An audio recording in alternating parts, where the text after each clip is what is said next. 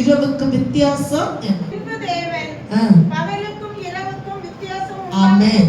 பின்பு தேவன் பகலுக்கும் இரவுக்கும் வித்தியாசத்தை உண்டாக்குறார். அவர் படைக்கும் போதே ஒரு வித்தியாசத்தை என்ன செய்கிறார்? உண்டாக்குறார். பின்பு தேவன் பகலுக்கும் இரவுக்கும் வித்தியாசம். பகலுக்கு ஒரு வித்தியாசம், இரவுக்கு ஒரு வித்தியாசம் என்பதை நம்ம பார்க்கும்போது, இதை நான் போன வாரத்துல உங்களுக்கு டச் பண்ணனேன். அதனால 1 தெசலோனிக்கேயர் 5ஆம் அதிகாரம் 5வது வசனத்தை பார்ப்போம். வித்தியாசம். பின்பு நான் ஒரு பகலுக்கும் இரவுக்கும் ஒரு வித்தியாசத்தை உருவாக்கினேன் என்று சொல்லப்பட்டிருக்கிறது. வாசிங்க. நம்ம யாருக்கு பிள்ளையா? வெளிச்சத்தின் பிள்ளை. அப்ப பகலுக்கும் இரவுக்கும் ஏன் வித்தியாசத்தை கர்த்தர் அந்த இடத்துல உண்டாக்குனாருன்னா, பகலுக்கும் இரவுக்கும் நாம் எப்படிப்பட்டவர்கள்? வித்தியாசம். அதுல விசேஷமாக தேவனுடைய பிள்ளைகள் யார் எதற்கு உரியவர்கள்? பகலுக்கு உரியவர்கள். கரங்களை தூக்கி ஹல்லேலூயா. நாம் பகலுக்கு உரியவர்கள் என்று அந்த பைபிள் வசனம் சொல்லுகிறது. மறுபடியும் வாசிங்க. நீங்கள் எல்லாரும் வெளிச்சத்தின் பிள்ளைகளும் பகலின் பிள்ளைகள். நாம் தேவனுடைய பிள்ளை, வெளிச்சத்தின் பிள்ளை. அதோட சார்ந்து எந்த பிள்ளை? பகலின் பிள்ளை. இத மனசிலாக்கிங்க. 8 வாசிங்க. பகலுக்குரியவர்களாகிய நாமோ தெளிந்தவர்களாய் இருந்தோம். நல்ல கவனிங்க. பகலில் இருக்கிறவர்கள் தெளிந்தவர்களா என்ன செய்வார்கள்? என்ன சொல்லுங்க? தெளிந்தவர்கள். அவர்களுக்கு தெளிந்த புத்தி என்ன செய்யும்?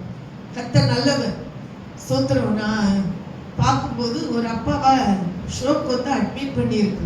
2 பையன் கல்யாணம் பண்ணலையா? நேற்றுக்கு ஒரு அடியா. அப்ப இன்னைக்கு அதுல ஒருத்த வெளியில நான் கேட்க, என்ன அவங்களுக்கு உடம்பு சரியில்லையா அப்படின்னு. அவன் கண்டுபிடவே இல்லை. அவனுக்கு டென்ஷன். அப்பாவ என்ன எடுக்க சொல்றாங்க? MRI scan. இன்னும் 2 பேரும் குடிச்சு காசு இல்லை. இப்ப நல்ல பலவீனமா இருக்கு. அப்பா இவனோட அடிச்சு கொண்டு போடுவான் போல அவ்வளவு சண்டை போடியாங்க. இதே நேரத்துல ஒரு எளிமையான குடும்பமா இருந்தாலும் தெளிவுள்ளவனா இருந்தால் அவன் அந்த இடத்துல என்ன செய்ய மாட்டான்? சண்டை போட மாட்டான். ஏன்னா அவரே மரணத்தோடு என்ன செய்து கொண்டிருக்கிறார்? போராடி கொண்டிருக்கிறார். கர்த்தருக்கு ஸ்தோத்திரம். நல்ல கவனிங்க. பகலின் பிள்ளைகளுக்கு என்ன இருக்கோ? தெளிந்தவர்கள். பகலின் பிள்ளைகள் எப்படிப்பட்டவர்கள்? தெளிந்தவர்கள். வாசிங்க அத மறுபடியும். பகலுக்குரியவர்களாகிய நாமோ தெளிந்தவர்களாய் இருந்து விசுவாசம், அன்பு என்னும் மார்க்க கவசத்தை. ஆமென். விசுவாசம் அவர்களுக்குள்ள இருக்கும். இரண்டாவது என்ன இருக்கும்?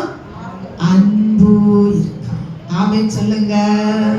வெளிச்சத்து பிள்ளையாகிய நமக்குள்ள இருக்க வேண்டியது 3 காரியம். 1 தெளிந்த புத்தி, 2 விசுவாசம், 3 அன்பு. அதை கர்த்தர் தர ஜெபிக்க வேண்டும். அதே அதிகாரத்துல 4வது வசனத்தை வாசிங்க. சகோதரரே, அந்த நாள் திருடனைப் போல உங்களை பிடித்துக் கொள்ளத்தக்கதாக நீங்கள் அந்தகாரத்தில் இருக்கிறவர்கள் அல்லவோ? நீங்கள் அந்தகாரத்தில் இருக்கிறவர்கள் அல்லவே. அப்போ இருளில் இருக்கிறவன் யார்? அந்தகாரத்தில் இருக்கிறவன். இருளில் இருக்கிறவனுக்கு என்ன இருக்காது? அன்பு இருக்க. அன்பு இருந்தா சீரியஸ்ல கிடைக்க அப்பா விட்ட போய் அடி வைப்பாங்களா? வைக்க மாட்டாங்க. கர்த்தருக்கு ஸ்தோத்திரம். அன்பு இருக்காது அவங்கள்ட்ட. இருளில் இருக்கிறவர்களுக்கு என்ன இருக்காது? விசுவாசம் இருக்காது. ஆனா நம்மள்டையும் இது இருக்கா என்று இந்த பகல் காலத்தில் நாம் என்ன செய்ய வேண்டும்? ஆராய்ச்சி பண்ண வேண்டும். 2வது, இரவுக்கு வித்தியாசம் உண்டு. இது பகலில் உள்ளவர்களை பார்த்தோம். இரவில் உள்ளவர்களை ஒன்று பார்ப்போமா? சங்கீதம் 104 அதிகாரம் 20வது வசனத்தை வாசிப்போம். சங்கீதம் 104:20.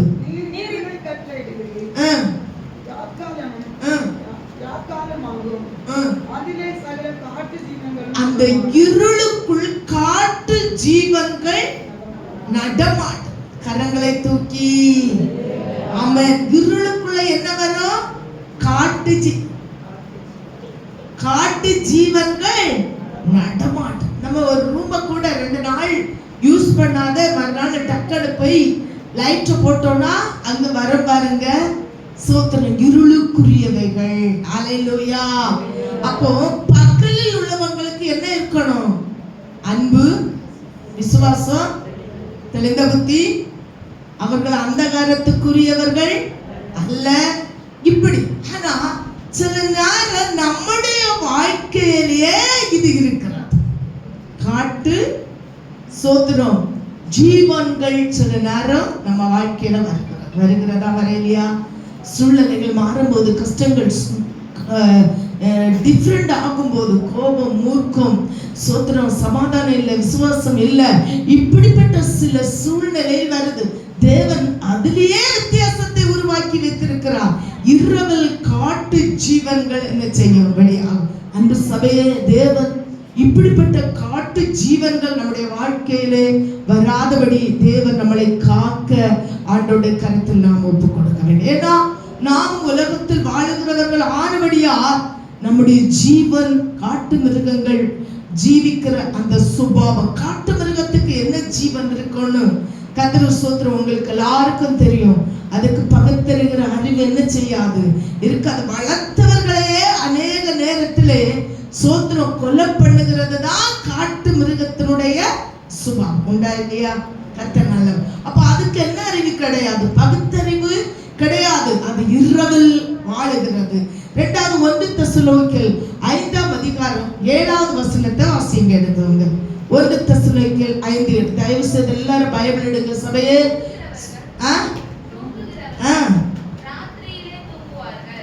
தூங்குகிறவங்க எப்ப தூங்குவாங்க? ராத்திரியிலே தூங்குவார்கள். வெறி கொள்ளுகிறவர்கள் ராத்திரியிலே வெறி கொள்ளுவார்கள். என்னுடைய புத்திக்கு பார்க்கும்போது ஒரு 25-30 வருஷத்துக்கு முன்ன, ஆமா 30-35-40 வருஷத்துக்கு முன்னால பார்க்கும்போது தாய்மார் பகல் என்ன செய்ய மாட்டாங்க?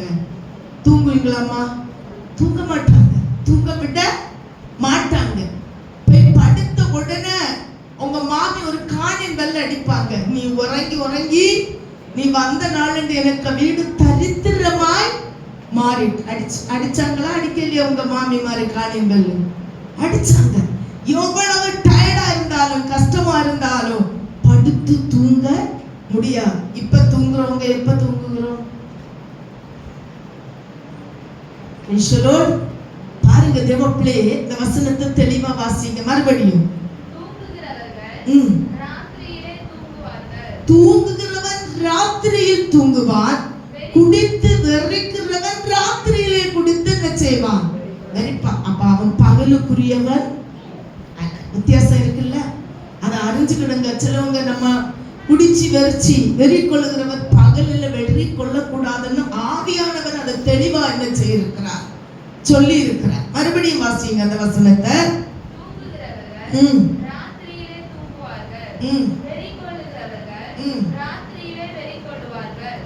புரிஞ்சுங்களா? பாத்தீங்களா? எல்லாரும் கவனிச்சீங்களா? வெறி கொள்ளுகிறவன் ராத்திரியில் வெறி கொள்ளுவான்.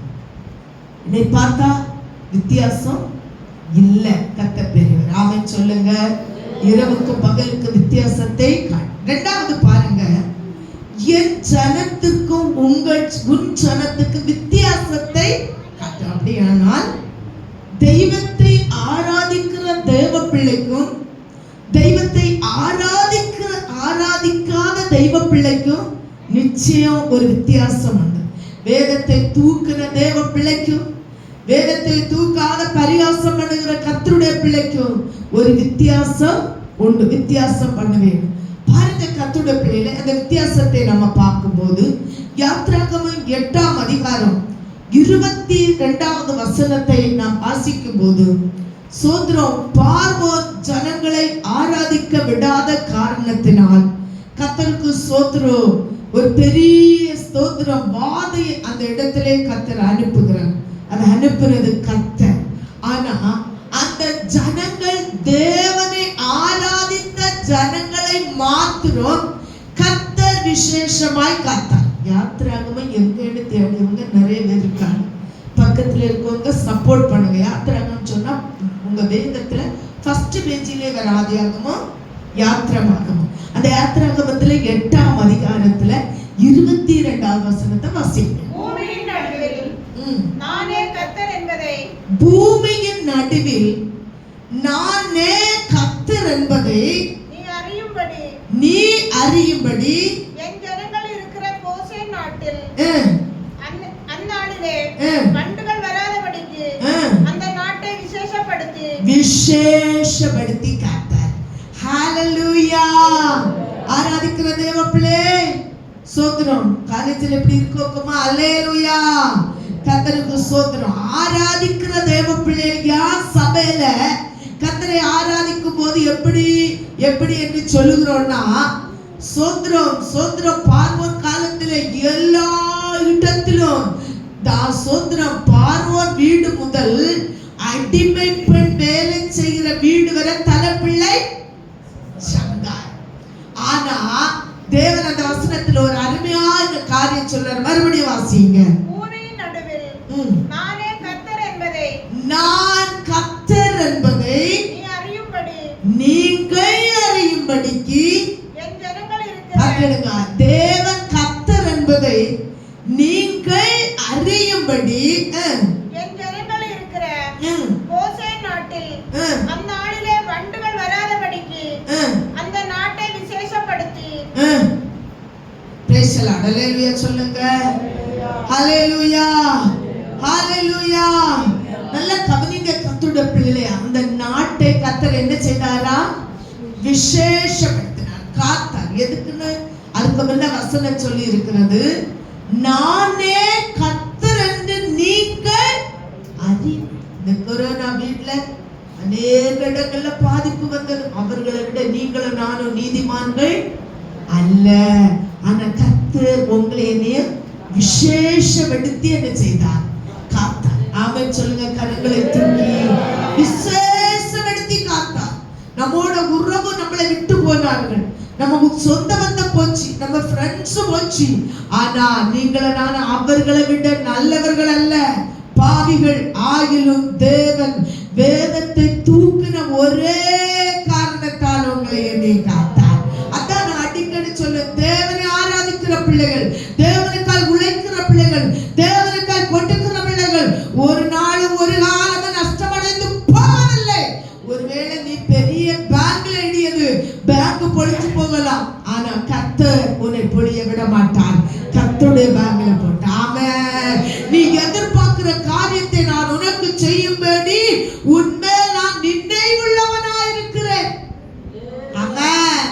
கர்த்தரை ஆராதிக்கிற தேவ பிள்ளைகள், கர்த்தருக்காய் கொடுக்கிற உழைக்கிற தேவ பிள்ளைகளை பார்த்து கர்த்தர் நினைவுள்ளவனாய் இருக்கிறார்.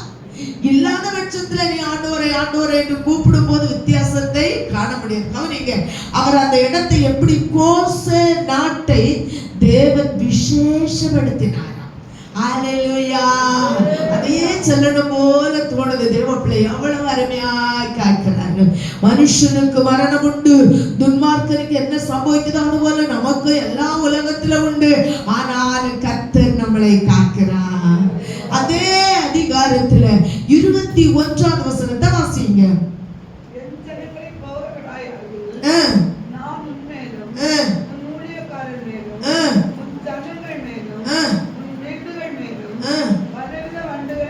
பாத்தீங்களா? போக விடாட்டா யாருக்கு மேல என்ன வர? மறுபடியும் சத்தமா,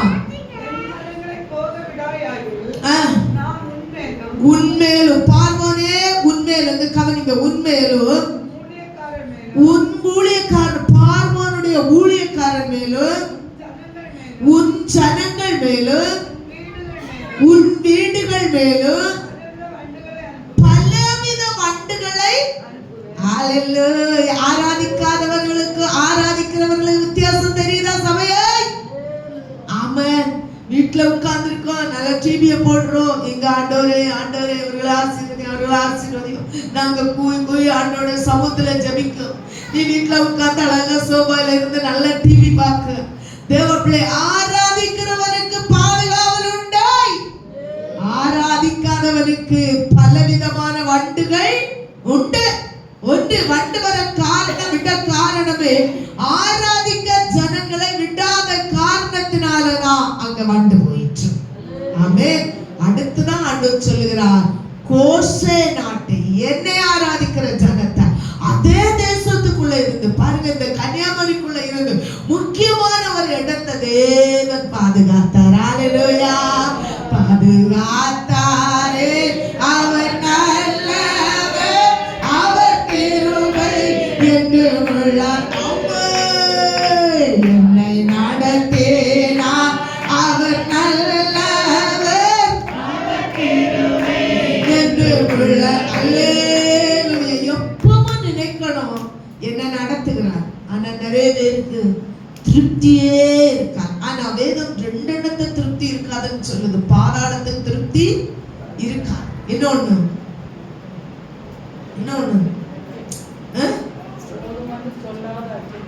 போதுமென்று சொல்லாத ரெண்டு உண்டு. ஒன்று பாதாளம், அதுக்கு ஒரு காலம் போதுமென்று என்ன செய்யாது. இதே போல சில ஜனங்கள் தேவன் எப்படி நடத்தினாலும் திருப்தி இருக்காது.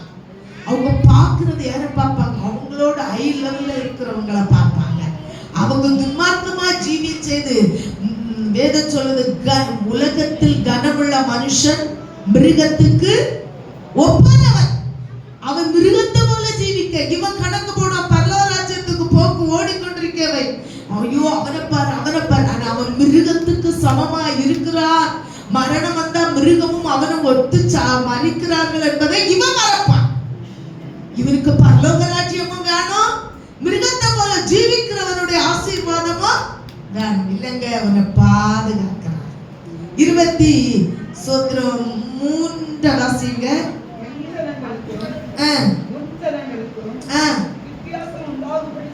பாத்தீங்களா? 23ல சொல்லு, என் ஜனங்களுக்கும் உன் ஜனங்களுக்கும் வித்தியாசம் உண்டாக.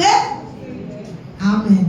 அதான் ஆண்டவர் சொல்றார், நீ தேவ ஜனம், நீ அந்நிய ஜனத்தை போல இருக்காத. அவன் களவானா நீ களவானா, அவன் உலகத்துல மாடிக்க மேல மாடி கட்டுறானா நீ மாடி கட்டுனா நீ எப்படி வாழ முடியாதுப்பா.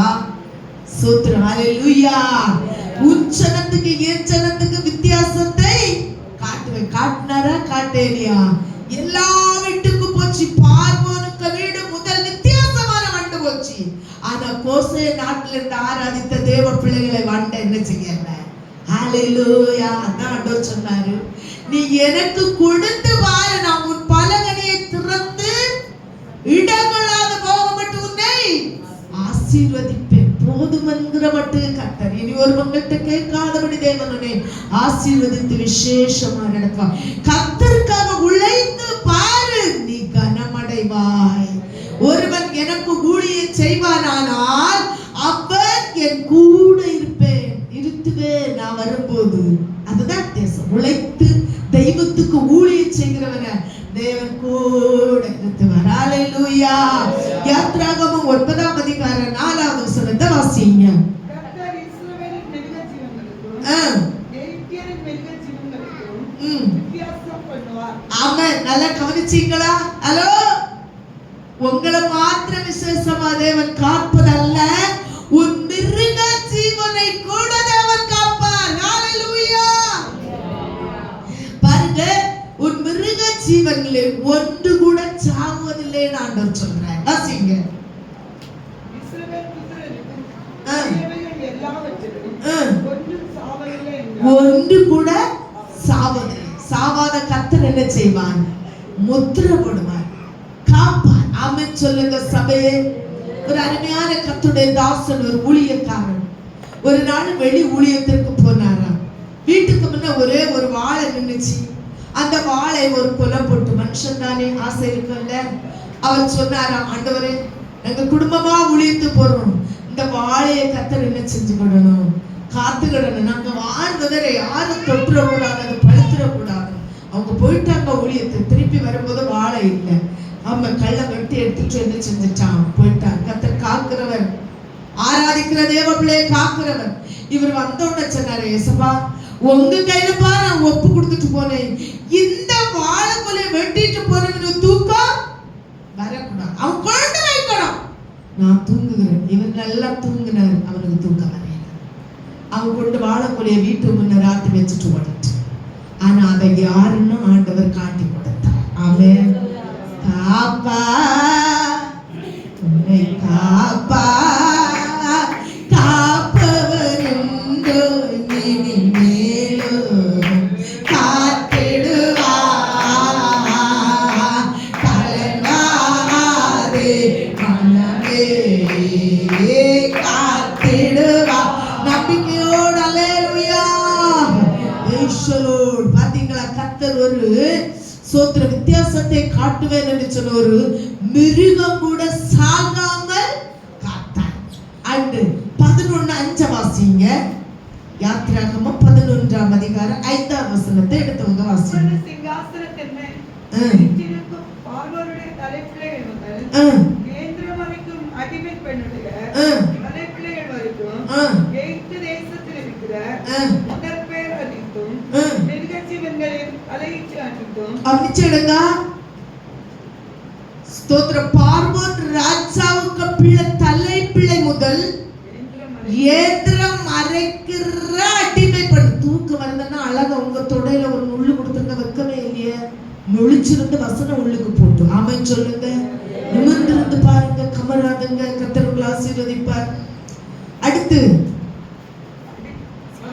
தலைப்பிள்ளைகள் முதல் ஏந்திரம் வரைக்கும் அடிமை பெண்ணுடைய தலைப்பிள்ளைகள் வரைக்கும் எகிப்து தேசத்தில் இருக்கிற முதல் பேர் அனைத்தும்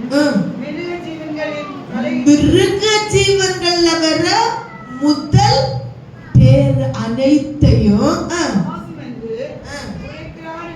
சாகும் என்று.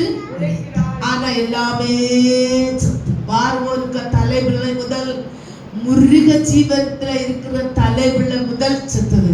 ஆனா தேவன் கோசே நாட்டை விசேஷப்படுத்தினார். அல்லேலூயா.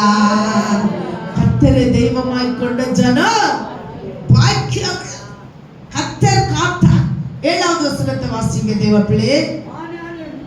கர்த்தர் எகிப்தியருக்கும் இஸ்ரவேலருக்கும் பண்ணுகிற வித்தியாசத்தை நீங்கள் அறியும்படிக்கு இஸ்ரவேல் புத்திரர் அனைவருக்குள்ளும் மனிதர் முதல் மிருக ஜீவன்கள் வரைக்கும் ஒரு நாயாகிலும் கரங்களை தட்டி ஹalleluya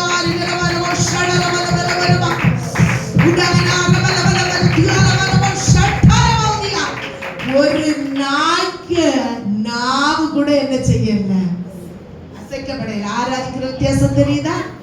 கர்த்தருக்காக வாழுகிற வித்தியாசம் தெரியுதா? கர்த்தருக்காக கொடுக்கிறோம், உழைக்கிறோம், ஓடோடி தேவனுக்காக ஜீவிக்கிறோம், சத்தியத்துக்கு எழுப்பி நிற்கிறோம். நம்மளை காக்க வருவார். புரிந்தவங்க அல்லேலூயா. ஒருபோதும் வெட்கப்பட்டு கர்த்தர் போக விடவே மாட்டார். ஆமென்.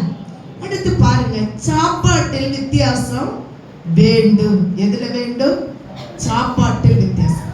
புசிக்க தகாததை புசிக்க கூடாது, புசிக்க தகுந்ததை புசிக்க வேண்டும். எல்லாம் கிட்டிச்சுன்னு நம்ம என்ன செஞ்சிட கூடாது, புசிக்க கூடாது. அதனாலதான் தானியேல் ராஜ போஜனம் வேண்டாம் ஒதுக்குனார். ஆமென் சொல்லுங்க. இன்னும் ஒரு நாளும் தானே அப்படின்னு சொல்லிடக்கூடாது. அல்லேலூயா. கர்த்தர் நல்லவர். கவனிங்க, சோதரம் புசிக்க தகாததை நாம் புசித்தா தேவ கோபம் நம்ம மேல வரும். தேவ பிள்ளை நேசிக்கிற பிள்ளைகள் தகாததை போசித்தா தேவ கோபம் வரும். தேவன் நேசிக்காத பிள்ளை என்ன போசித்தாலும் தேவ கோபம் வரும். ஒரு நாள் ஒரு சபையில பெரிய ஒரு ஊழியக்காரருக்கு கீழே உதவி ஊழியம் செய்து கொண்டிருந்த ஒரு மனுஷன். கர்த்தர் நல்ல ரிட்டையர்ட் ஆயிட்டு அப்புறம் உங்க ஆபீஸ்ல என்னது ஒரு ஃபங்க்ஷன். அந்த ஃபங்க்ஷனுக்கு கர்த்தர் நல்லவர், எல்லாரும் கடந்து போக கூப்பிட்டு இருந்தாங்க. இவங்க போனார். பழைய வேலை செய்தவர்கள் எல்லாரும் மாறி மாறி வந்து ஒண்ணுக்கு சந்திச்சாங்க. சந்திக்கும் போது அவர்கள் சொன்னார்கள், டேய் எவ்வளவு நாளாவதுடா நம்ம எல்லாரும் சேர்ந்து ஒரு பார்ட்டி போட்டுட்டு போவோம் அப்படின்னு. சோத்திர தேவனை ஆராதிக்கிற தேவ பிள்ளைகள் கர்த்தருக்கு ஸ்தோத்திரம். அந்த பார்ட்டியில இவர் என்ன செஞ்சாரு? கலந்து கொண்டாரு. இவர் யாரா இருக்கிறாருன்னு சொல்லுங்க? சபையில தேவனுடைய ஊழியத்துக்கு உடன் ஊழியர். அல்லேலூயா. யாரு பார்க்க போறோம்? மனைவிய பார்க்க போறா? மற்ற தெரிஞ்சவங்களை யாராவது பார்க்க போறாங்க? இல்லையே. நான் ரகசியமா தானே கை போட்டுட்டு எல்லாரும் வீட்டுக்கு போயாச்சு. மனைவி வந்தோன்னா சந்தோஷமா இருந்தா எல்லாம் அப்படி ஆமா கேட்டாச்சு, எல்லாம் முடிஞ்சு. ஆனாலும் அந்த மனைவி கேட்டாலும் தேவனுக்கு பிரிய இல்லாதது ஏதாவது செஞ்சீங்களா? புத்தி உள்ள மனைவிக்கு அப்பா அவன் கேட்டான். சில நாள் கழியும் போது மஞ்ச நோய், மஞ்சக்கா மாலை, பிளட்ல மஞ்சள், வயரெல்லாம் சாடியாச்சு. முதல் சாடுனது வயர் சாடி வெளியில. பிரைஸ் தி லார்ட், ஹalleluya. சாடி வந்துச்சு. ஐசில ஊழியக்கார எல்லாரும் காத்திருந்து ஜெபம் பண்ணிட்டே இருக்காங்க. ஆமென். சோத்ரம் சோத்ரம் டாலபா ஷடாரி பிகமான போதியாலபோஷே. அப்ப ஆண்டவர் பேசிட்டே இருக்காரா. இது அவனுக்கு வியாதி இல்ல, தேவ கோபம், தண்டனை. இவனுக்கு வந்த தண்டனை. ஐசில பாஸ்டர் போனாங்களா, ஒருக்கா விடுவீங்களான்னு கேட்டு. ஏன்னா சீரியஸா இருக்க இடத்துல விட மாட்டாங்க இல்ல. ஒருக்கா விடுங்க, ஒரே ஒரு நிமிஷம் விடுங்க, என்ன மாத்திர விடுங்கன்னு அந்த பாஸ்டர் கேட்டாங்களாம். கேட்டு போய் கேட்டாங்க, பிரதர் எங்கேயாவது நீ தேவனுக்கு பிரியமில்லாத காரியம் தப்பி செஞ்சியாங்க? பாஸ்டர் கையை பிடிச்சு சொன்னாரு, பாஸ்டர் சொல்லிடாதுங்க, சில நிமிஷத்துல எனக்கு உயிர் போனாலும் போகும். நான் எப்படி பாட்டி வைத்த இடத்துல இது எங்க இந்த வேலை இடத்துல மறுபடி போனதுனால ஒரு பாட்டி வச்சாங்க, நானும் கை போட்டேன். ஆனா நான் விட்டதை மறுபடியும் ஒருக்கா எடுத்துட்டு இனி வேண்டாம்னு விட்டுட்டு வந்தேன். ஆனா அதை விட மாட்டேன்னு அந்த தேவ கோபம் என்ன பிடிச்சிச்சு. வந்தோடனே எனக்கு மனைவி கேட்டா, ஏதாயில தப்பு பண்ணினீங்களான்னு கேட்டா. நான் இல்லைன்னு சொன்னேன். இதுதான் நான் இப்படி ஆவியானவர் சபைக்கு உணர்த்துவார், ஊழியக்காரனுக்கு உணர்த்தினார். உடனே கையறை பிடிச்சி ஆவியில நின்று பாஸ்டர் ஸ்தோத்திரம் பண்ணி, நீ பாவ அறிக்கை பண்ணி ஆவியில ஸ்தோத்திரம் இயேசுவின் ரத்தத்தை கொண்டு கொஞ்சம் தன்னை பலப்படுத்த சொல்லிட்டு இவர் ஐசியூட்டு வெளியே வந்தாரா. அங்க ஒரே சத்தமா 10 நிமிஷம் கழியும் போது டாக்டர் பயந்தாங்க, நர்ஸ் பயந்தாங்க. என்ன கேட்ட?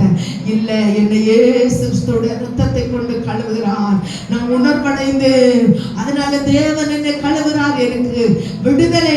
பார்த்தா அடுத்து பார்த்தா டெஸ்ட் பண்ணி பார்த்தா மஞ்சளும் இல்ல, மஞ்சக்கா மாலையும் இல்லை.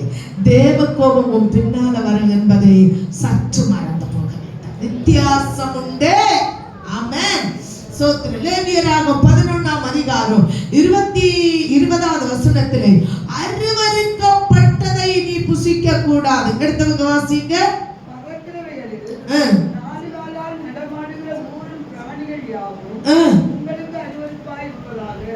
அருவருப்பாய் இருப்பதாக பறவையில கூட கிட்டுச்சுன்னு சொல்லிட்டு நீ எல்லாத்தையும் அடிச்சு சாப்பிட்டேன்னா அது உனக்கு அருவருப்பா இருக்க வேண்டும். 28 வாசிங்க. அவைகளின் உடலை சுமந்தவன் தன் வஸ்திரங்களை துவைக்க கிடவன், அவன் சாயங்காலம் மட்டும் தீட்டுப்பட்டிருப்பான். அவன் தீட்டுப்பட்டிருப்பான். அத புசித்தவன் சுமந்தவன் வர தீட்டுப்படணும். ஆமென் சொல்லுங்க. Praise the Lord. அத புசித்தவன் வர தீட்டுப்படணும், அத சுமந்தவன் வர தீட்டுப்பட வேண்டும். அல்லேலூயா. 15-20 வாசிங்க. அப்போஸ்தலர் 15ஆம் அதிகாரம் 20வது வசனம். அப்போஸ்தலர் 15-20 அநேக வசனம் உண்டு. கர்த்தருக்கு ஸ்தோத்திரம். பன்றி இறைச்சி நம்ம என்ன செய்யக்கூடாது? சாப்பிட கூடாது. ஸ்தோத்திரம். நிறைய காரியத்தை கூட. ஆனா விசுவாசியா இந்த மண்ணுக்கு போற உடம்பு நல்லா இருக்கணும்னு ரகசியமா பொண்டாட்டிய வச்சு கொடுக்க மாட்டாங்கன்னு பாவம் செய்ய தூண்டுற தாய்மார்ட்ட கொண்டு கொடுத்து அவிச்சு வாங்கி தின்னியாங்க. என்ன இருக்கணுமா? ஆமா, மண்ணான உடம்பு, மண்ணுக்கு போற உடம்பு நல்லா இருக்கணுமா. சாப்பிட கூடாது தேவ பிள்ளையே. அல்லேலூயா. சோத்திரம். வாசிங்க.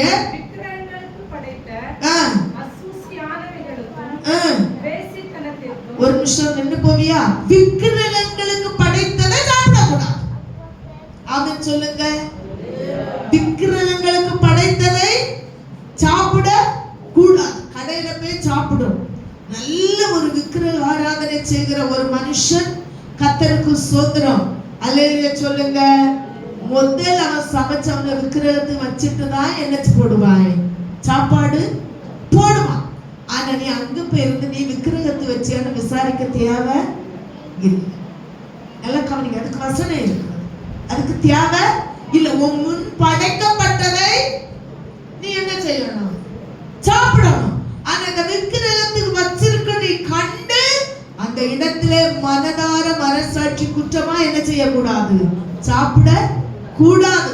நான் கட்டுக்கதை சொல்லல, வேதத்துல வாசித்து சொல்றேன். விக்கிரகங்களுக்கு படைத்ததை சாப்பிட கூடாது. அடுத்து வாசி.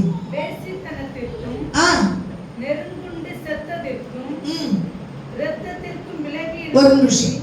வேசித்தனத்தில் வருகிற படத்துல நீ என்ன செய்யாத, சாப்பிடாத.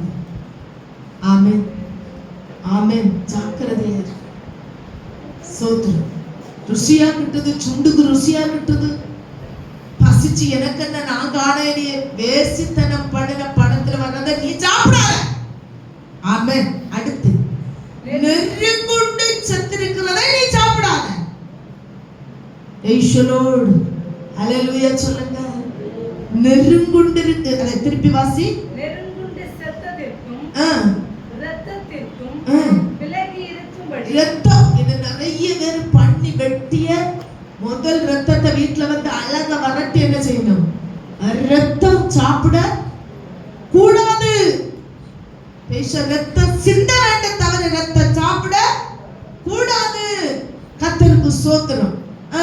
ரத்தத்திற்கு விலகி இருக்கும்படி அவர்களுக்கு நாம் எழுத வேண்டும் என்று. ரத்தத்துக்கும் விலகி இருக்கும்படி. பாருங்க, விக்கிரகங்களை படைத்ததை சாப்பிடாத, நெருங்குண்டு செத்ததை, வேசித்தனம் பண்ணினதை, ரத்தத்துக்கு சொந்தத்தை நீ என்ன செய்யக்கூடாது, சாப்பிடக்கூடாது. என்ன விவரிச்சுட்டு போனேன்னா டைம் பண்ணி பாருங்க, எனக்கு கொஞ்சம் நேரம் தான் இருக்கு. அடுத்து பாருங்க எப்படி ஆண்டவர் சாப்பிடலாம்னு சொல்லியிருக்காரு. 1 கொரிந்தியர் 10:27 எடுத்து வாசிங்க. 1 கொரிந்தியர் புதிய ஏற்பாட்டில் இருக்குது. 1 கொரிந்தியர்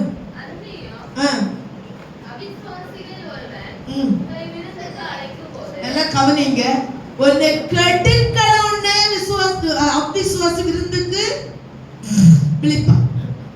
உன் குடும்ப நபரா இருக்கும், நம்மளை விருந்துக்கு விழிப்பாய்.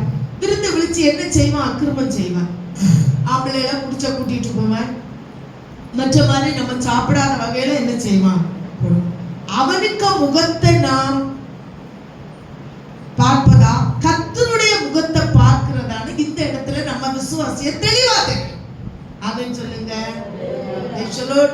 அதான் சாத்ராக் மேஷாக் ஆபேத்நேகோ சொன்னார், விட்டுவித்தாலும் விட்டுவிக்காமல் போனாலும் நான் என்ன செய்ய மாட்டேன். நம்ம அன்னைக்கு கடந்த நாள்ல சாட்சி சொன்னாங்க, ஒரு தெய்வ சாட்சி, தெய்வ பிள்ளைகளே. ஹல்லேலூயா. கர்த்தர் நல்லவர். வாசிங்க.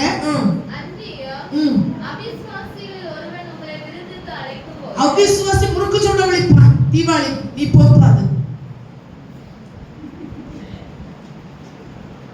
Praise the Lord. கர்த்தர் நல்லவர். புரிஞ்சுதா? கொல்கட்டா அச்சு தெரியாதுன்னு கூப்பிடுவோம் உன்னை. போகக்கூடாது. கர்த்தர் நல்லவர். நம்மளை தேவன் அபிஷேகித்திருக்காளவா. அடுத்த வருஷம்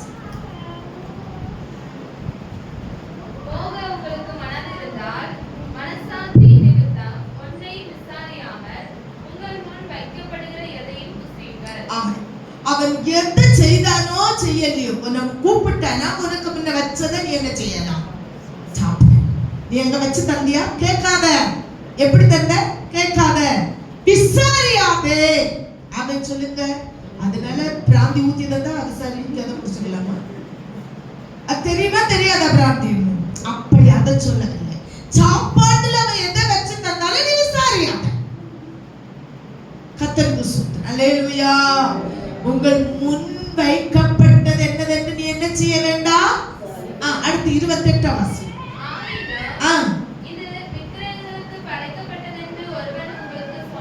ஒருத்தன் சொல்லுவான், நாங்க கொல்கட்டா வச்சோம் எங்க தெய்வத்துக்கு, பண்டச்சேதை எங்க தெய்வத்துக்கு, உங்களுக்கு கொஞ்சம் நமக்கு அப்பதான் சுண்டலன்னு என்ன வரும். சித்தாந்தால இதை எப்படி தூர இடக்கு சோத்திரம். 2 ஆப்பிள் 2 பிள்ளைகளை கூப்பிட்டு தகப்பன் கொடுத்தாரு. 2 பிள்ளைகள் இருந்தா 2 ஆப்பிள் வாங்கினா ஆப்பிளை வந்து கொடுத்துட்டு சொன்னாரு, மக்களே யாரையும் காணாத சாப்பிடுங்க. ஆனா ஒரு பிள்ளை என்ன செஞ்சுச்சு, சாப்பிட்டுட்டு வந்துச்சு. யாரையும் காணாத, நான் கதவுக்கு பின்னால சாப்பிட்டாப்பா டாடின்னு. ஆனா ஒரு பிள்ளை கொண்டு வந்து கொடுத்தாப்பா, எனக்கு இந்த ஆப்பிள் வேண்டாம். யாரையும் காணாத சாப்பிடுன்னு சொன்ன கர்த்தர் என்னை பார்த்து கொண்டிருக்கிறார். ஆமா, அடுத்தவங்க தார பண்டத்துக்கு டேஸ்ட் பார்த்து தின்னுகிற சபையை நீ சாப்பிடாத தெய்வம் ஒன்ன பார்க்கிறார். அந்த வசனத்தை வாசி 28. ஆகிலும் ஒருவன் உங்களுக்கு சொன்னால் எப்படி 2 எல்லா சாட்சியை விட என்ன சாட்சி? உனக்கு மனசாட்சி. சில நேரம் மனசாட்சியில பிசாசு பேசுவான். ஆமா, தேவ ஊழியர்கிட்ட பேசாத, போகாத, சபையில இருக்காத, ஆராதிக்காத, தேவனுக்கு பிரியமா வாழாத, அவன் பேசிட்டே இருப்பான். குற்றம் கண்டு பிடித்து பிடித்து பேசுவான். அந்த மனசாட்சியில உனக்கு தெரியும். நீ ஜெபிக்க ஆரம்பிச்சோன்னா அது தனியா உன்னோட பேசுவார் ஆவியானவர். மகனே இவ்வளவு நேரம், மகளே இவ்வளவு நேரம் நீ குற்றப்படுத்தது பேசுனது சத்துரு உனக்கிட்ட தந்திரமாய் பேசுனது.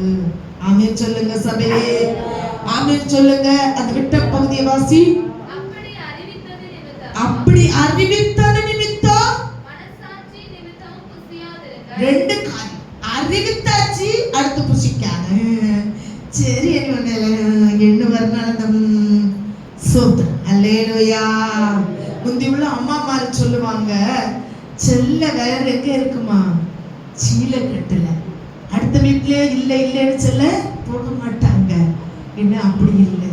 மனசாட்சி நிமித்தமும் சொல்லப்பட்டதுனாலும் விக்கிரகத்துக்கு படைத்ததை புசியா. ஆமென் சொல்லுங்க சோத்திரம். 25 வாசி.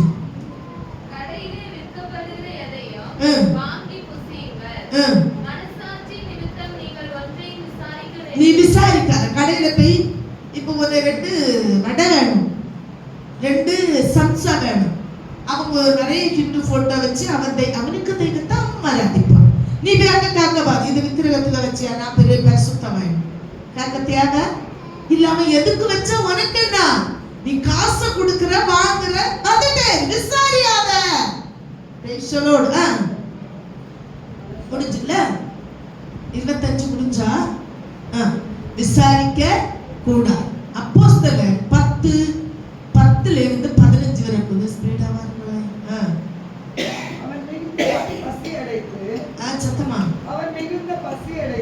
அவன் மிகுந்த பசி அடைந்து சாப்பிட மனதா இருந்தா. இவன் யார்? பேதுருவா? இவன் யார்? கொர்நேலியு. இவன் யார்? பேதுருவா? இவன் கொர்நேலியு. ஆமென். Praise the Lord. நல்ல கவனிங்க சபை. இவன் படுத்து தூங்குகிறான். உறக்கம் வந்துட்டு. அல்லேலூயா சொல்லுங்க. உறக்கம் வந்துட்டு, நல்ல உறக்கம் வந்துட்டு. தூங்கிட்டான். தூங்கும் போது ஒரு சொப்பனத்தை என்ன செய்யான்? பசியோட என்ன செய்யான்? தூங்குகிறான். இந்த சொப்பனம் வருது.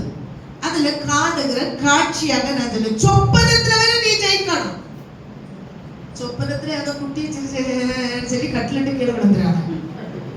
கத்திரிக்கு சோத்திரம். சொப்பனத்துல யாரும் பைசா கொண்டு தந்தது போல நீ வியாடின போலவே குண்டுல விழுந்துறாங்க. சொப்பனத்துல கூட நீ தெளிவா இருக்கணும். ஆமென் சொல்லுங்க. அல்லேலூயா. வாசிங்க தேவப்பிள்ளையே. அவன் மிகுந்த பசி அடைந்து அவன் சாப்பிட மனதா இருந்தான்.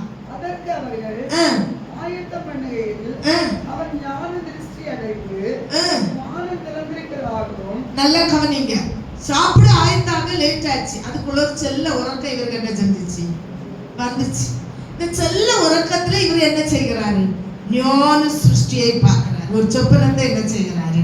பார்க்கிறார். வானம் திறந்திருக்கிறதாகவும் 4 முனைகளும் கவனிக்கிறீங்களா? அல்லேலூயா சொல்லுங்க. 4 முனைகளும் கட்டப்பட்ட பெரிய துப்பட்டியை போல ஒரு விதமான கூடு தன்னிடத்தில் இறங்கி. நல்லா கவனிங்க. 4 முனைகள் உள்ள ஒரு கூடு. இவருக்கு பக்கத்துல என்ன செஞ்சு வருது? இவர் எப்படியா இருக்காருன்னு சொல்லுங்க மறுபடியும். பசியோட உறங்கியார். இப்ப வருது பாருங்க, 4 முனை உள்ள கூடு கீழே இறங்கி என்ன செய்யுது வருது. தரையில் விடப்பட்டிருக்கிறதாகவும் அதிலே பூமியில் உள்ள சகல விதமான 4 கால் ஜீவன்களும், பூமியில உள்ள சகல விதமான 4 கால் உள்ள ஜீவன்கள் எதுக்குள்ள இருக்கு? அந்த கூட்டுக்குள்ள. காட்டு மிருகங்களும், அந்த கூட்டுக்குள்ள இனி என்ன இருக்குது? காட்டு மிருகங்கள். அடுத்து ஊரு பிராணிகளும், ஊரு பிராணிகள். அடுத்து ஆகாயத்து பறவைகளும், ஆகாயத்து பறவைகள். அடுத்து இருக்கிறதாகவும் கண்டான். இருக்கிறதாய் காணுகிறார். நல்லா கவனிங்க. 4 காலுள்ள பிராணி, காட்டு மிருகம், ஊரு பிராணி, ஆகாயத்து பறவை. 4 விதமான சாதனம் அந்த அந்த பெட்டிக்குள்ள என்ன செய்யுது இருந்து இவருக்கு முன்ன என்ன செய்யுது வருகிறது. அல்லேலூயா சொல்லுங்க. அடுத்து வாசிங்க. அல்லாமலும் பேதுருவே எழுந்திரு, அடித்து புசி என்று அவனுக்கு சொல்லும் ஒரு சத்தம் உண்டாயிற்று. கர்த்தர் நல்லவர். சாரி, பேதுரு. ஆமா, பேதுரு தான் படுத்து தூங்கினார். ஆமா, கர்த்தர் நல்லவர். மன்னிச்சுடுங்க, நானும் அதுல சரி ஒரு அந்த பேதுரு தூங்கும் போது பேதுருட்ட ஒரு சவுண்ட் கேக்குது, அடிச்சு புசி. பேதுருவே நீ எழுப்பி இதை என்ன செஞ்சிரு, அடிச்சு புசி. கர்த்தருக்கு ஸ்தோத்திரம். உடனே இவர் என்ன சொல்லியாரு கவனிங்க. அதற்கு பேதுரு அப்படி அல்ல ஆண்டவரே, தீட்டும் அசுத்தமாய் இருக்கிற யாதொன்றையும் நான் ஒரு காலம் புசித்தேன். ஹalleluya! எவ்வளவு தெளிவா இருந்தார். சொப்பனத்துல தான் வருது, ஆனா தெளிவா இருக்கிறாரு. தீட்டுள்ளதை நான் அடிச்சு புசிக்க மாட்டேன். ஏன் அப்படி சொன்னாருன்னு சொல்லுங்க. யாராவது சொல்லி ஒரு பிரைஸ் தான். ஏன் பக்கம் அப்படி சொன்னார்? முதல் வந்தது என்னது? 4 காலுள்ள. நான் யாருக்கு ஒரு வசனம் சொல்லு பாத்தீங்களா? அருவருப்புள்ள 4 கால் உள்ளதை என்ன செய்யாத புசிக்கதாவது. கண்ணு ஃபர்ஸ்டே தெரிஞ்சிச்சு. 4 கால் உள்ள ஜீவனை நம்ம என்ன செய்யவது, அடிச்சு புசிக்க கூடாது. உடனே அந்த சொப்பனத்துல வர தெளிவாய். ஹalleluya! சிலவங்க தரிசனம் சொப்பனத்துல காணுவாங்க, சொப்பனம் காணுவாங்க. புருஷனே மனைவி சொல்லி ஒரு சொப்பனத்தை பகுத்தறிந்தால நமக்கு மனைவியே புருஷன் வந்து திசை திருப்ப சொப்பனம் கட்டை கொப்பனம் கட்டைன்னு சொல்லுவான். கவனமா இருந்துட்டா திசை திரும்பாத. சொப்பனத்துல கூட எப்படி இரு, தெளிவா இரு. சிலவி சொல்லுவாங்க நான் தரிசனத்தை பார்த்த, தரிசனமும் ஜீவியமும் கரெக்டா இருக்கும். ஆமென் சொல்லுங்க. ஜீவியம் கனி இல்லாத ஜீவியமா இருந்துட்டு தரிசனம் பரிசுத்த தரிசனமா இருந்தா அது ஒத்துக்கொள்ள முடியாது. ஒரு ஜீவியத்தை எதனால அறியலாம்? கனியினால அறியலாம். கனி இருக்கிற இடத்துலதான் தரிசனம் இருக்கும், சொப்பனம் இருக்கும். இல்லாத இடத்துல சொப்பனமோ தரிசனமோ வேற எந்த காரியமோ தேவாவிய பயங்கர குதிச்சு வந்தாங்க செடிச்சவங்க. ஆமா, ஒரு பதில் இல்ல சில விஷயங்கள். ஆமென் சொல்லுங்க. ஆமா, அதனால இந்த விஷயத்துல சொப்பனத்துல வர பேதுரு எப்படி இருந்தார்? தெளிவா இருந்தார். ஆண்டவரே இதை நான் புசிக்க காரணம் பேதுருக்கு பசி இருக்கும் போது வருது. இயேசு 40 நாள் உபவாசத்துக்கு கீழே இறங்கி வரும்போது யார் போனா? பாஸ்டர் பிசாசு. எனக்கு செவி. அப்போ அங்க என்ன கேட்கப்படுகிறது? இதை கல்லை அப்பமாக்கி முடியுமா முடியாதா? ஏசப்பாக்கு முடியும். ஆனா பிசாசு சொல்லி இதை அப்பமாக்க கூடாதுன்னு இயேசு வசனத்தினால் பிசாசை ஜெயித்தார். ஆமென் சொல்லுங்க. ஹalleluya! தொல்லையின் திரட்சியினால் சொப்பனங்களும் தரிசனங்களும் திறக்கும்.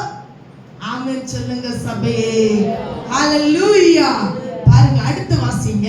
அப்பொழுது தேவன் சுத்தமாக்கினவைகளை நீ தீட்டாதே எண்ணாதே என்று இரண்டாம் தரமும் சத்தம் அவனுக்கு உண்டாயிற்று. தேவன் சுத்தமாக்கி பவுலுக்கு விட்டதை நீ தீட்டாக எண்ணாத என்று இரண்டாம் தரமும் சத்தம் கேட்டது. மூன்றாம் தரமும் அப்படியே உண்டாயிற்று. பின்பு அந்த திரும்ப வானத்துக்கு எடுத்துக்கொள்ளப்பட்டது. ஹalleluya. பின்பு அந்த கூடி எங்க போச்சு? வானத்துக்கு. ஹalleluya. எத்தனை முடிஞ்சு? 16 பேட்டிகளா? சோத்ரம். ஆமென். அப்ப நம்ம சொப்பனத்துல கூட எப்படி இருக்கணும்? தெளிவா. சோத்ரம். சொப்பனத்துல மாட வரட்டனே, அடுத்த வீட்டுல உள்ள மாடை பிடிச்சு கொண்டு வீட்டுல கட்டனே. நமக்கு இதயத்துக்குள்ள ஒரு ஆசை நமக்கு இருக்கிறது, நமக்கு இருக்காரா? இது சொப்பனத்துல வரும். அது பிசாசு பார்த்துடுங்க, நீங்க பிடிச்சு கொண்டு வீட்டுல கட்டியது. அவன் வீடு மாடல்ல. இதெல்லாம் தெளிவா நம்ம சில காரியங்களை என்ன செய்ய வேண்டும்? இருக்க வேண்டும். அடுத்த வாசிங்க யூதா 1:8. யூதா 1:8. அப்படி போலவே சொப்பனக்காரராகிய இவர்களும் மாம்சத்தை அசுத்தப்படுத்திக் கொண்டு. நல்ல காணிங்க. சொப்பனம் காணுகிறவன் தடுமாறுகிறவனா மாம்சத்துல என்ன செய்வான்? அசுசிப்படுவான்.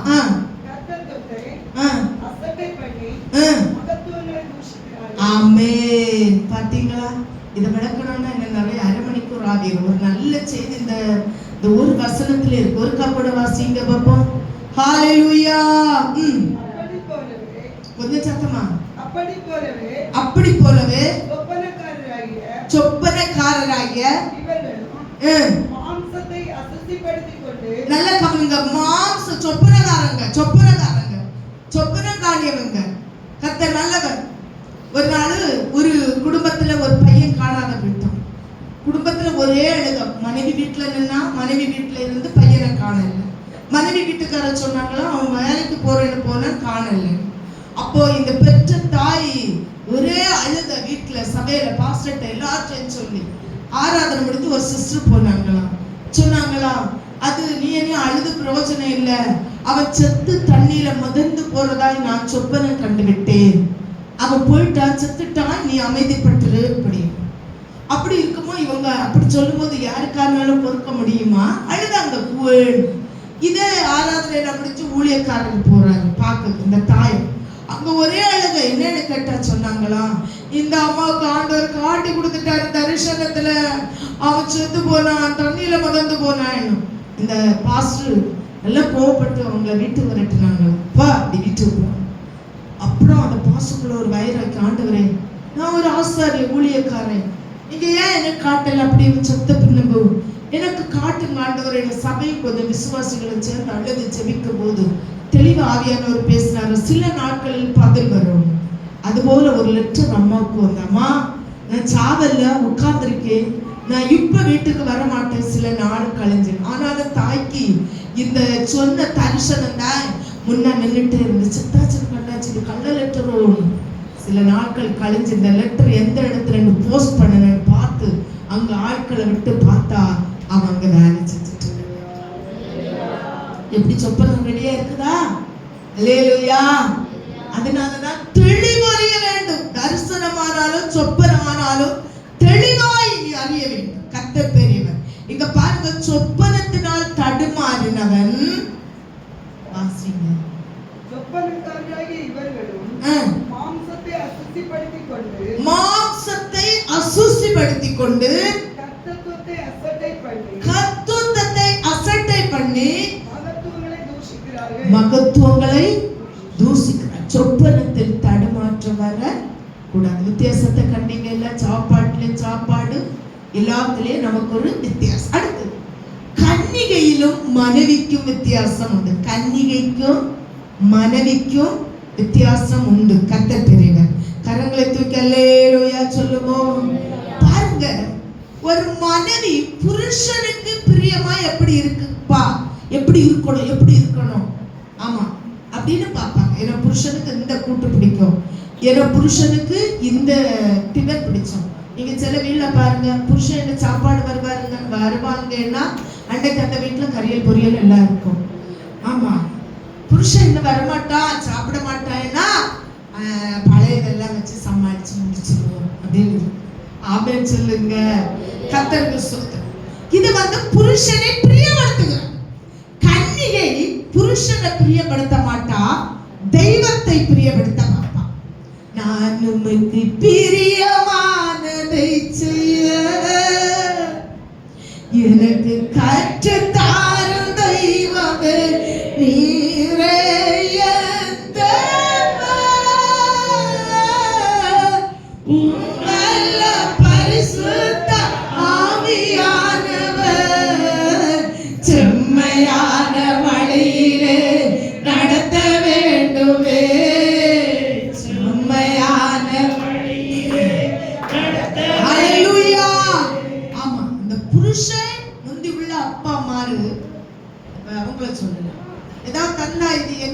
டீச்சர் கேட்டதானே சாப்பிடுவீங்க? கண்டிப்பா. எங்க தகப்பனாரும் அப்படிதான். அதுலதான் எனக்கு தெரியும். பழைய ஆட்கள் கண்ணார வகை கொண்டு விட்டல, இது யாரு வீட்டுல இல்லையே இந்த பொருள் எதுன்னு கேட்பாங்க. இப்போ கேட்பாங்க, காப்பாங்களா? கேட்கலையா? கேட்பாங்க மதியம். கடந்த நாள்ல ஒரு பொண்ணு காதல் கணவனை கூப்பிட்டு என்ன கொடுத்தான்? ஜாதகத்துல இவனுக்கு வந்து வேற புருஷனை கல்யாணம் பண்ணணும்னு சொன்னோன்னு நல்ல சாப்பாடு நல்லா வாங்கின, நல்லா சாப்பிட்டு முடியும்னே அவனுக்கு மயக்கம் வர ஆரம்பிச்சு. அவனுக்கு தெரிஞ்சு இவன் எனக்கு என்னது சாப்பாட்டுல பாயசம் கலந்து, அவன் விசாரிச்சு சாப்பிட்டு இருந்தா சத்திருக்க மாட்டான். ஏதேலே இதுதான் பொண்ணுல செஞ்சது தப்பு. அம்படையாரு விசாரிச்சு சாப்பிட்டு ஆண்டவர் எடுக்க கூடாது, வாங்க கூடாது, சாப்பிட கூடாதுன்னு கனிய நீ எனக்கு தாரியான கேட்டிருந்தா என்னை இந்த பாவத்துக்கு நம்ம ஆடா இருக்க மாட்டோம். ஆமென். விசாரிங்க, அது உங்களுக்கு நல்லது. நானா இருந்தாலும் சரி, ஒரு அடிமை ஆக்கணும்னா ஒரு பொண்ணு நினைத்தா ஒரு புருஷனை அடிமை ஆக்கலாம். ஆமென். அதனால விசாரிக்கிற தன்மை இருக்க வேண்டும். அப்ப ஒரு மனைவி புருஷனுக்கு எப்படி வாழ்வது, எப்படி பிரியமா இருப்பது என்று பார்த்து பிரியப்படுத்துவதற்கு ஏதுவான காரியங்களை கொடுத்தார். கன்னிகை தேவனுக்கு பிரியமா எப்படி இருப்பது என்று பார்த்து அதை கொடுப்பார். ஆமென் சொல்லுங்க. 1 கொரிந்தியர் 7ஆம் அதிகாரம் 34வது வசனத்தை வாசிக்கும் போது ஒரு கவலையை அங்கே சொல்லப்பட்டிருக்கிறது. வாசிங்க.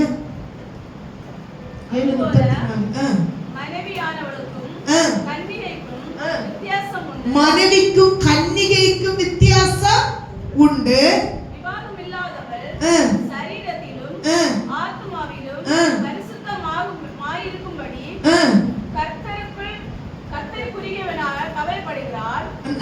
நல்ல கவனிங்க. விவாகம் ஆகாத தேவனுக்கு பிரியமா வாழுகிற தேவ பிள்ளை சரீரத்திலும் ஆத்துமாவிலும் பரிசுத்தமாய் வாழ என்ன செய்வா? வாஞ்சிச்சுட்டே இருப்பா. இயேசு மணவாளன் என்னை சேர்த்திடும் நித்தியவானில் வெளிப்படுவா. இயேசு மணவாளன் நம்மை சேர்க்குவான் மத்தியவன். அல்லேலூயா. கர்த்தர். அப்ப அவளுக்கு வாஞ்சையும் அவளுக்கு தாகமும் எதா இருக்கும்?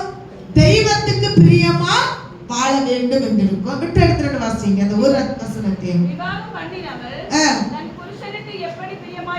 பாத்தீங்களா? இந்த சபை கேட்டீங்க இல்லையா? பிரியமா இருக்கிறதா பாப்பா தவிர உங்களுடைய கருத்தை, உங்களுடைய சில காரியத்தை கவனிக்க மாட்டான். எப்படி பிரியப்படுத்தலாம்? அவளுக்கு என்னங்க புருஷனை நான் எப்படி பிரியப்படுத்தலாம்? இரண்டாவது, அவ உலகத்துக்குரியவர்களுக்காக கவலைப்படும். 2 கொரிந்தியர் 11ஆம் அதிகாரம் 2வது வசனம். 2 கொரிந்தியர் 11:2. நான் உங்களை கற்புள்ள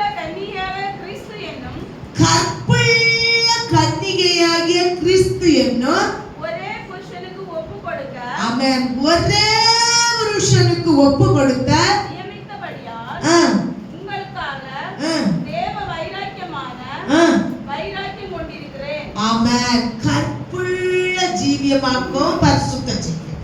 அல்லேலூயா சொல்லுங்க.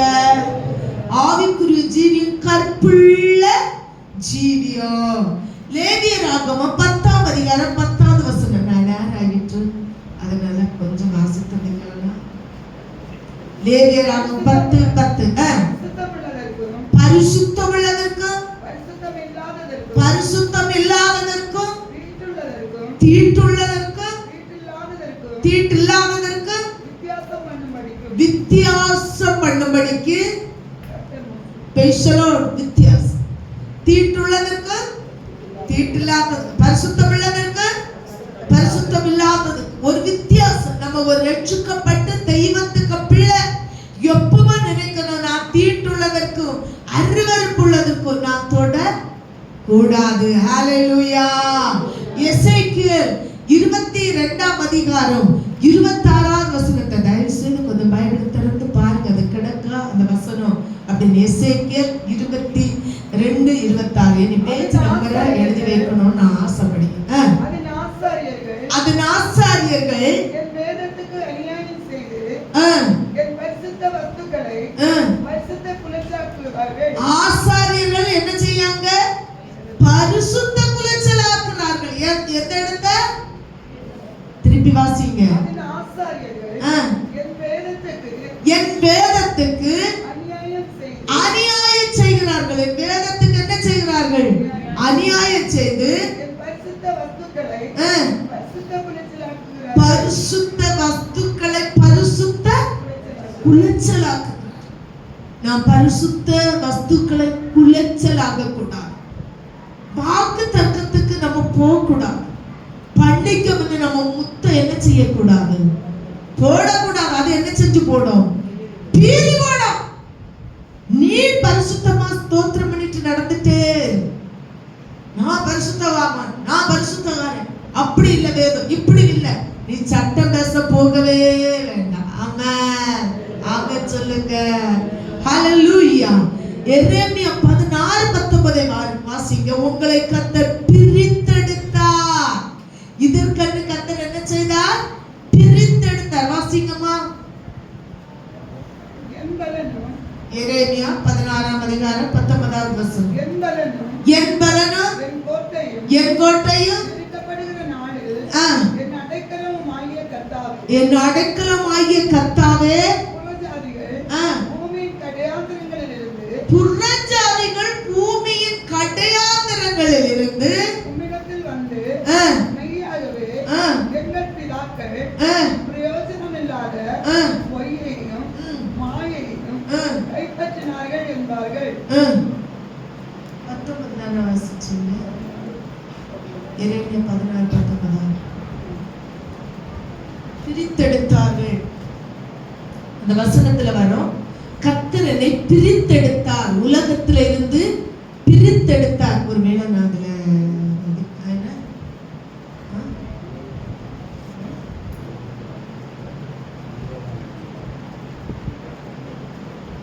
லேவியராகமம் 20ஆம் அதிகாரம்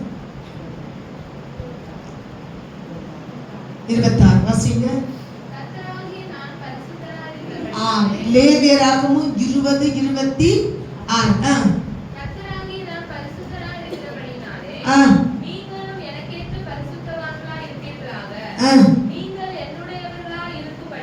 என்னுடையவர்களா இருக்கும்படி நான் உங்களை விட்டு மற்ற ஜனங்களை விட்டு பிரித்தெடுத்தேன். நல்லா கவனிங்க. ஒரு கோழி அறுக்குறீங்க, அந்த கோழிக்குள்ள எல்லா காரியத்தையும் வச்சு சாப்பிடுவீங்களா? அவிப்பீங்களா? அவிச்ச மட்டுமே சொல்லுங்க. தொலிய தள்ளு, காலம் தள்ளு, தலைய தள்ளு, அதுக்குள்ள கசப்ப கண்டறிவீங்க. ஃபர்ஸ்ட் அத அறுத்து வெளியே எடுத்துருவீங்க. எடுத்துட்டு தான் இறைச்சியை சாப்பிட நம்ம எடுப்போம். ஆமென். தேவ பிள்ளையே, பிரித்தெடுத்தார் உலகத்தை விட்டு. ஒன்ன அந்த உலகத்தை விட்டு பிரித்தெடுத்த நீ உலகத்துக்கு எப்படி ஜீவிக்கணும்னா பரிசுத்தமா ஜீவிக்கணும். ஆமென், ஹல்லேலூயா. மனுஷனிடத்தில் சில அபயங்கள் கெட்டு போனா வெட்டி தள்ளியாங்க. ஹல்லேலூயா. சோத்திரம். சுகர் பிடிச்சவங்களை பாருங்க, சில அபயங்கள் கெட்டு போச்சுன்னா வெட்டிடுறாங்க. யார் வெட்டுறாங்க? அந்த அழுகுன அந்த இது இருந்தன்னா மற்ற அபயத்தை கடிக்க வேண்டும் என்று அதை வெட்டி தேவன் உங்களை உலகத்தில் இராதபடி பிரித்தெடுத்தார்.